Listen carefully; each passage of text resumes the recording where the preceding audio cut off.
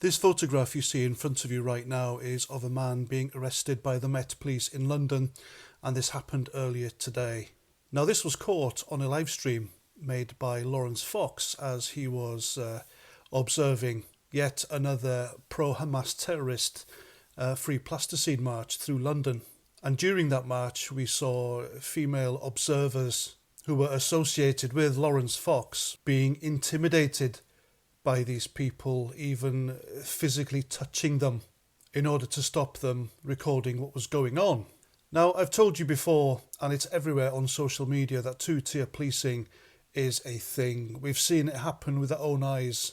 People have documented this. It's all over the internet, where the police quite literally do nothing when these hateful marches are going through London and they're waving their pro-terrorist, insightful, anti-Semitic, racist placards. Some of them are even flying the black flag of ISIS, another, or probably the most well-known terrorist group on earth at the moment. They've also been standing on street corners calling for the annihilation of Israel and death to the Jews, etc. And all this time the Met Police have done nothing. People have reported these marches for chanting jihad, and the Met Police responded by saying jihad can mean anything. And the list goes on, ladies and gentlemen. Meanwhile, people who stood watching these protests, these marches going on, waving union flags, etc., they've been arrested and warned, cautioned, which is a damn sight more than the police have done to the plasticine marches. So, back to the guy in this photo. Why do you reckon the Met Police arrested him? Well, I'll tell you why. He had a placard that said Hamas are terrorists on it. Good no. So, clearly, by arresting this guy, the Met Police completely disagree that Hamas are terrorists and instead think they're a lovely bunch of people who shouldn't be picked on. Now, Hamas are a prescribed terrorist group, and so this guy was arrested effectively for pointing out the obvious.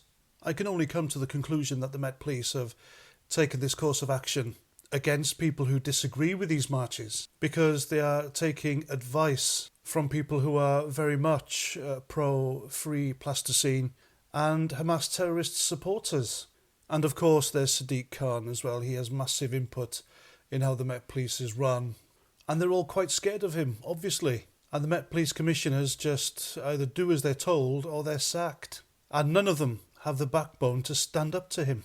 Now, you and I both know that these Free Plasticine pro-Hamas terror marches in London, they have no impact whatsoever in what's happening in Gaza.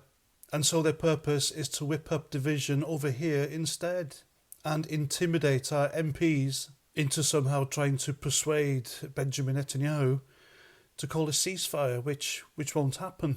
And so, in conclusion, I think this is yet another example that demonstrates whose side the Met Police are really on here.